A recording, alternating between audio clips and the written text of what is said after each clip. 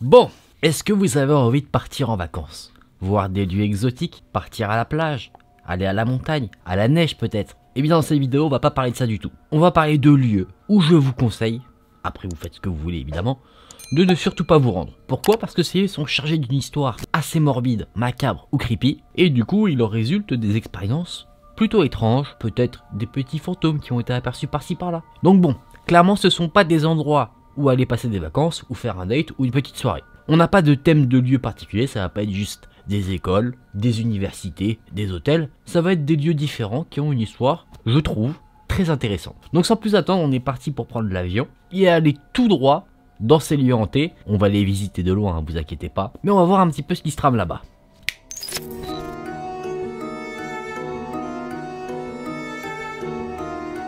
Pour ce premier lieu, on va se rendre aux États-Unis, encore une fois, à l'ouest de la Virginie. Déjà, rien que par rapport au type de lieu que c'est, tu dis c'est pas étonnant qu'il y ait des choses bizarres. L'endroit dont je vais vous parler maintenant, c'est un asile. Un asile qui porte le doux nom de Trans-Allegheny Lunatic Asylum. Ça en jette. Cet asile a la réputation d'être l'hôpital psychiatrique le plus hanté de tous les États-Unis. On est bon? Cet endroit a été bâti en 1858 et cet endroit a été bâti pour accueillir des personnes avec des problèmes mentaux. Normalement, il avait une capacité de 250 personnes, on pouvait loger 250 personnes avec des problèmes mentaux, mais un siècle plus tard, en 1950, ce quota n'était pas vraiment respecté. Il n'y avait pas 250 personnes, il y en avait 2400, ça fait beaucoup. Et naturellement, les gens étaient un peu entassés, c'est normal, l'endroit était fait pour accueillir beaucoup moins de personnes. Du coup, naturellement, si on peut dire ça comme ça, les conditions de vie dans cet asile étaient déplorables. Il y avait de nombreux rapports faisant état de violence de la part des patients. Certains patients carrément tuaient d'autres patients et il y en avait qui attaquaient également les membres du staff. Donc ils n'y faisaient pas bon vivre. Si on te disait tu vas être interné là-bas, je pense pas que t'étais très heureux. Et si on te disait tu vas travailler là-bas, t'étais pas heureux non plus. Une nuit, une jeune femme qui travaillait dans le bâtiment a été portée disparue. On ne sait pas ce qui lui est arrivé, jusqu'à 2 mois plus tard. Son corps sans vie a été découvert. Et pourquoi on l'a retrouvé que 2 mois plus tard? Parce que les patients qui l'avaient attaqué avaient caché son corps sous un escalier qui n'était pas utilisé.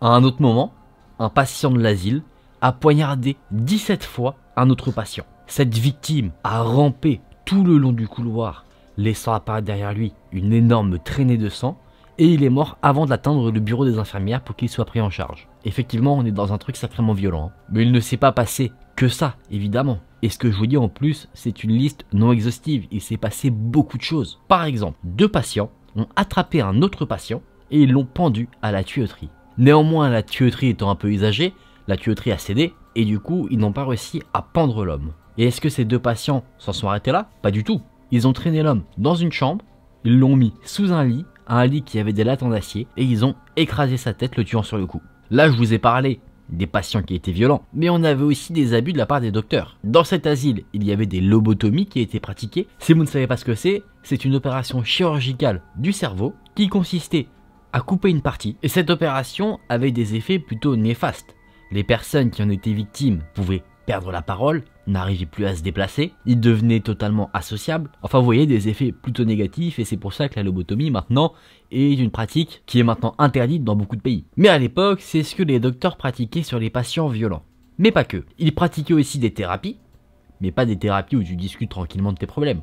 Non, non. Des thérapies à l'électrochoc. Ces prises en charge-là ont eu des effets très négatifs sur la population de l'asile, parce que les rapports montrent que ces prises en charge ont causé des centaines de morts. Et les gens décédés, ils étaient enterrés sous l'hôpital ou à côté. C'est en 1994 que l'asile a fermé, et depuis cette date, on enregistre des événements plutôt étranges. Après tout ce que je vous ai dit, est-ce que vous êtes vraiment surpris? Je ne pense pas. En tout cas, moi, après avoir découvert tout ça, j'étais pas forcément très étonné. Les gens qui s'aventurent un peu dans cet asile, en tout cas ce qu'il en reste, entendent des conversations un peu étouffées, notamment qui viennent des couloirs, ils entendent des sons mystérieux dont on n'arrive pas à définir une provenance. Mais également on pourrait entendre comme des portes qui claquent. Et tout autour de l'asile, donc ici et là, hein, pas une zone précise dans le bâtiment, les gens entendent des gens pleurer ou rigoler. Alors qu'a priori il n'y a personne. Ça donne pas trop envie d'y aller. D'autres ont témoigné avoir été témoins d'apparitions fantomatiques, qui seraient apparemment des patients qui rôdent comme ça dans l'asile sans but. Un jour, une femme a emmené sa fille dans cet asile pour visiter un petit peu. C'est un hobby assez particulier. Pendant qu'il marchait dans un couloir, une force invisible a plaqué la femme contre un mur. Et sa fille, elle, a été témoin de cela. et elle a vu ça sans qu'elle ne puisse faire quoi que ce soit. Mais ce qu'il faut savoir, c'est qu'aujourd'hui cet endroit, il est ouvert au public.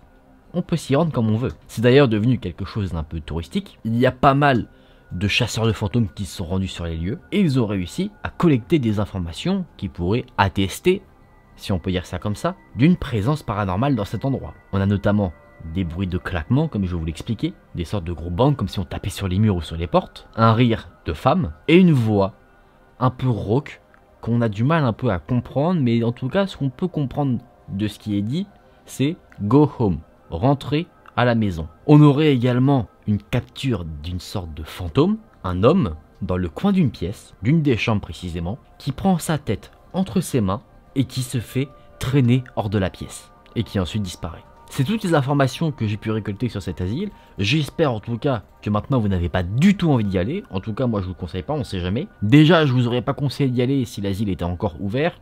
Fermé avec des fantômes, quand tu sais ce qui s'est passé là-bas, je pense que c'est plutôt déconseillé. On va plutôt aller à la plage tranquillement, non? Quoique ça se trouve il y a des plages hantées aussi et du coup en fait il faut juste rester chez toi. Sauf si bien sûr tu vis toi aussi dans un lieu hanté. Et là je pense que t'es foutu.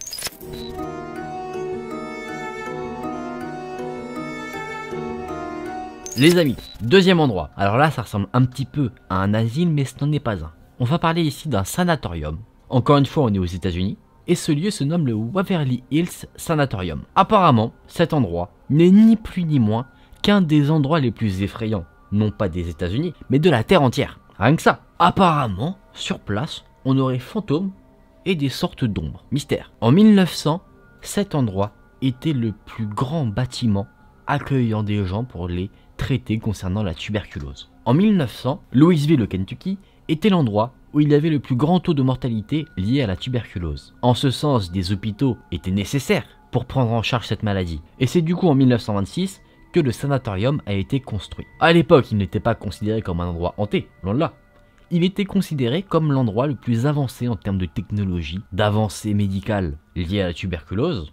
Donc si tu étais envoyé là-bas, si tu avais la tuberculose, tu disais cool, je vais dans le meilleur établissement possible. Mais la réalité était tout autre. Les gens, principalement qui se rendaient dans cet endroit, y allaient pour mourir. On ne sait pas précisément combien de personnes sont mortes sur les lieux, mais on pourrait estimer que des dizaines de milliers de personnes sont décédées dans cet endroit. Tu sens un peu toute la charge négative qu'il y a autour de cet endroit déjà avec ce que je te dis? Tu peux te dire, bon, des dizaines de milliers de personnes, ok, mais est-ce que c'est étonnant? Est-ce que ça fait beaucoup? Je sais pas forcément. On estimait, au moment où l'épidémie de la tuberculose était le plus élevée, qu'il y avait une personne par heure qui mourait. Est-ce que tu comprends mieux maintenant? J'espère que oui. En tout cas, c'est beaucoup. Il y a plusieurs choses qui pourraient vous faire bien flipper dans ce sanatorium. Tout d'abord, la chambre numéro 502. Cette chambre a une réputation assez effrayante. Pourquoi? Parce qu'en 1928, la chef des infirmières a été retrouvée morte dans cette chambre. Elle s'était donnée la mort par pendaison. Elle n'avait que 29 ans à ce moment-là. Elle n'était pas mariée et elle était enceinte. On ne sait pas combien de temps elle est restée pendue à la lumière au plafond avant qu'on ne retrouve son corps. Et on dit que les patients qui étaient dans ce sanatorium, eux faisaient leur vie tranquillement, ils passaient à côté de la pièce, la voyant pendue, sans aucune réaction. C'est uniquement quand une infirmière a dû prendre sa relève qu'elle a remarqué le corps. Est-ce que ça commence à devenir bien creepy pour vous? Est-ce que vous sentez un petit peu quelques frissons qui commencent à arriver? En tout cas moi c'est le cas. On avance dans le temps, toujours par rapport avec cette chambre. En 1932, une infirmière, une autre, a sauté par la fenêtre de la chambre 502, la tuant sur le coup évidemment. Il y avait un truc assez particulier avec ce sanatorium, c'était une sorte de tunnel qui menait de l'hôpital au bas en fait d'une sorte de vallée. En fait ce tunnel était principalement utilisé pour transporter des produits du bas de la vallée jusqu'à l'hôpital. Mais ce tunnel a obtenu une réputation assez problématique. On lui a donné le doux nom du tunnel de la mort. Pourquoi? Parce qu'au bout d'un moment le tunnel, il ne transportait plus forcément des marchandises, il transportait les corps sans vie de tous les patients qui mouraient au sanatorium. Ce tunnel était utilisé pour que les patients qui venaient d'arriver, ou qui étaient encore assez sereins mentalement, ne perdent pas espoir en voyant justement le nombre de corps qui sortaient de l'hôpital. Comme je vous l'ai dit, ce lieu étant considéré comme l'un des endroits les plus effrayants de la planète, bien sûr des chasseurs de fantômes sont allés sur les lieux, et bon nombre d'entre eux ont remarqué des choses assez particulières. Et pour nous, les personnes qui n'ont pas les balls de se rendre sur place pour expérimenter tout ça, on a témoignages et quelques photos. On a des photos où on voit une sorte de fantôme devant une chambre, fantôme de femme. On nous dit qu'apparemment sur place on pourrait apercevoir un petit garçon qui joue avec une balle au 3e étage du sanatorium. On pourrait voir des ombres, mais sans corps qui expliquerait pourquoi il y a une ombre. Et d'autres ont dit avoir vu une femme courir dans les couloirs, des chaînes aux poignets et aux chevilles. Ses chaînes étaient ensanglantées, ce qui laissait des traces de sang. Et cette femme crie « Aidez-moi, s'il vous plaît, aidez-moi ». Ça me suffit pour ne pas y aller. Bon, on est moins sur des événements cruels que sur la première histoire, mais en tout cas, ça donne quand même pas envie d'y aller. Un sanatorium, c'est jamais très joyeux à l'intérieur. Et tu tombes souvent sur des spectacles assez particuliers. Tu te dis pas, tiens, si j'ai un rhume, j'ai envie de me faire soigner ici. J'ai rien à ajouter de plus sur cette histoire. Mais bon, si on te dit que cet endroit a la réputation d'être l'endroit le plus effrayant de la Terre, c'est pas bon signe. Les amis, petite interlude pour vous dire que si la vidéo vous plaît, on n'hésite pas à liker la vidéo. On n'oublie pas également à s'abonner à la chaîne si c'est pas déjà fait. Comme ça, t'es au courant à chaque fois que je poste une nouvelle vidéo. Et c'est plutôt cool. Je remercie énormément tous ceux qui le font. Et puis on passe du coup à la suite de cette série de lieux hantés.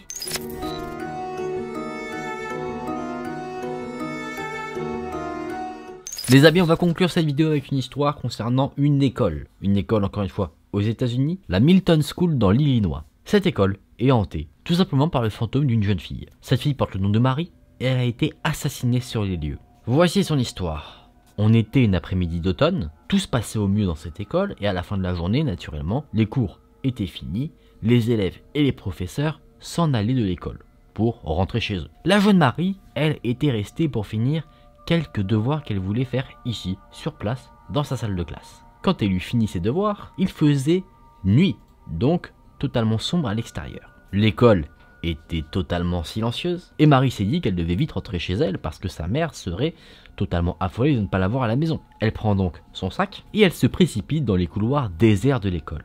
Elle traverse le couloir, elle prend un escalier et elle se rapproche de la sortie. À un moment donné, elle entend un bruit étrange venant de derrière elle. Et c'est le lendemain matin qu'on va retrouver le corps de la jeune Marie dans le gymnase de l'école. Elle gisait sur le sol de la salle de douche des jeunes filles. Cette salle se trouvait en quelque sorte au sous-sol de l'école, sous le gymnase. Ses vêtements étaient déchirés, son corps était recouvert d'ecchymoses, son visage totalement défiguré. Il ne faisait aucun doute qu'elle avait été assassinée. Bien sûr, le principal de l'école a appelé la police est arrivée sur les lieux. Ils ont enquêté, forcément une affaire comme ça tu la laisses pas couler.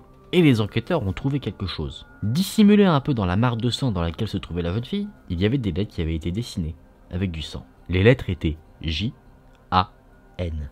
Et c'est le seul indice que la police a trouvé. Il semblait que Marie, dans ses derniers instants de vie, ait voulu désigner son assassin. La police a posé des questions à toute l'école concernant des Janet, Janice, Jane, des noms commençant par J-A-N. Mais il semblerait que les personnes qui portaient ces noms-là à l'école n'avaient rien à voir avec le meurtre. La police était totalement désarmée face à la situation. Ils n'avaient aucun indice et ils n'en trouvaient aucun, bien qu'ils étaient très assidus sur l'enquête parce qu'ils voulaient retrouver ce tueur. Quelques jours ont passé et quelque chose s'est fait remarquer.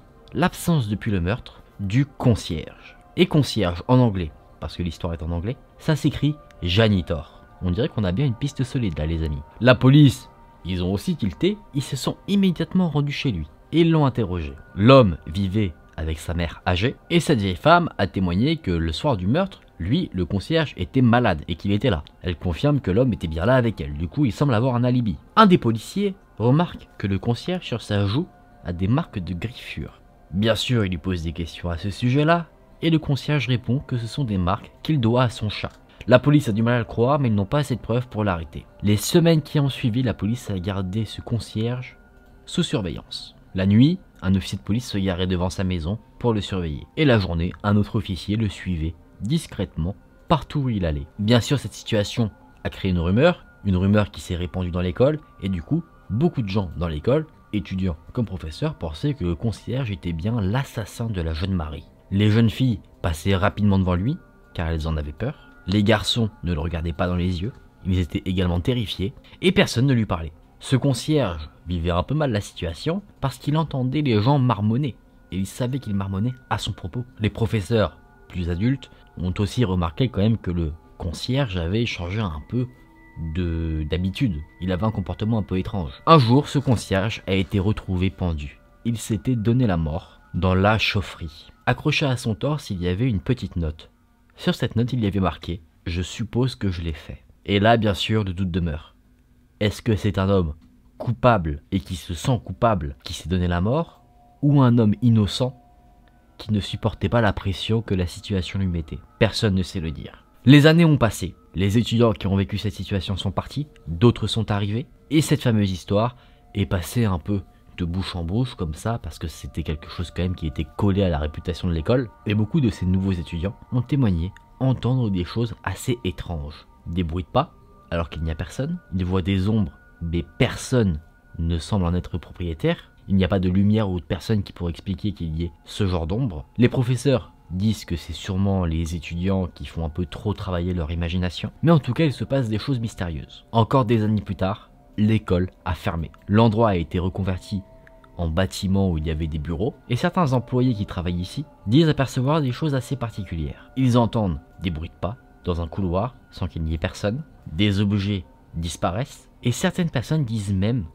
sentir comme quelqu'un qui leur attrape la main pour les tirer quelque part. Une des employées a été terrorisée par l'apparition fantomatique devant elle d'une jeune fille qui s'était assise toute seule dans un des escaliers.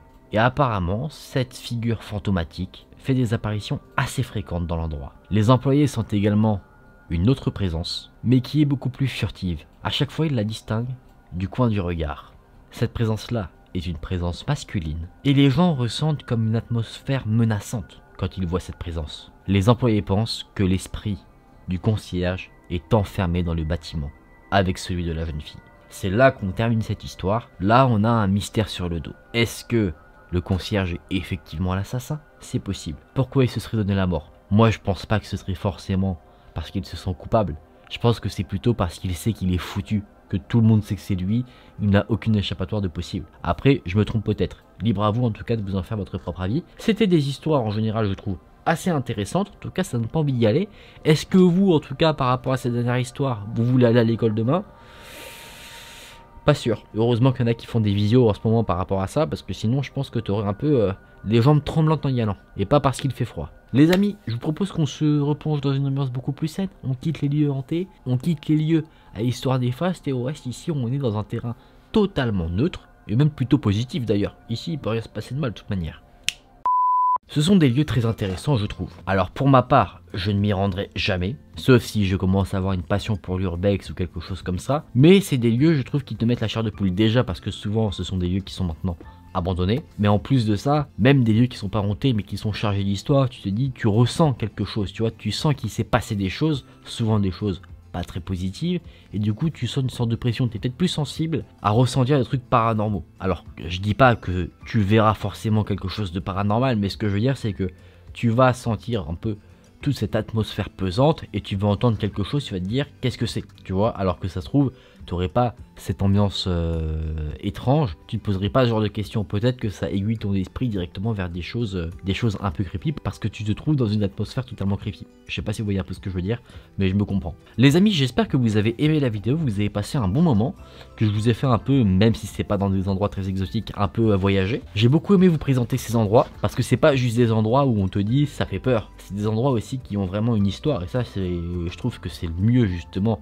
qu'il y ait des choses étranges ou pas maintenant dans ces lieux. Tu te dis le truc le plus intéressant, pour moi en tout cas, c'est l'histoire qu'il y a derrière. En tout cas, j'espère que vous avez passé un bon moment. Si c'est le cas, n'hésitez pas à liker cette vidéo, bien sûr à vous abonner à la chaîne si ce n'est pas déjà fait, à activer la cloche, comme ça si les vidéos t'intéressent, tu vois, moi, bon là j'ai un planning mais des fois peut-être que j'en aurai pas, je pop une vidéo, tu l'as, t'es content, l'instant frisson il débarque directement chez toi, hop, livraison à domicile, t'es servi. Je vous remercie d'avoir regardé la vidéo, je vous souhaite une bonne journée, bon après-midi, bonne matinée, bonne soirée, c'était Aken, je vous fais la bise, salut!